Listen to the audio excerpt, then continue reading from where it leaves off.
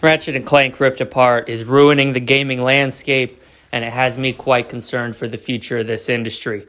You want to talk about having a bad case of sequelitis? You could talk about your Call of Duties and your Battlefields and your Maddens and your Need for Speeds. Ratchet and Clank Rift Apart should never exist. That game, along with its outdated gameplay, ridiculous characters, and child-pandering content, belong back in 2002 with the original.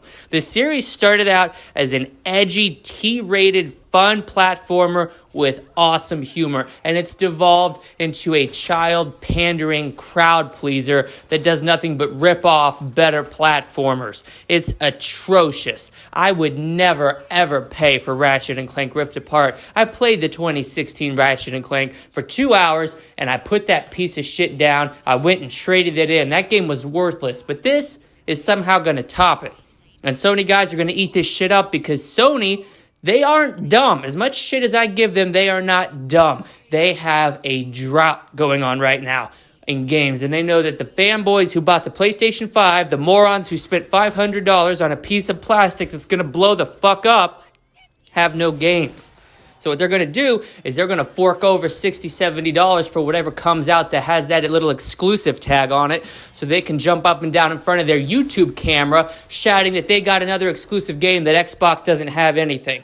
Well, this is worse than not having any first-party games coming out anytime soon. This is sequelitis to the 10th degree. This is a franchise that should have been shot, put out of its misery, taken out back, and buried 10 feet under. Never to be resurrected again, at least not for another 2 decades.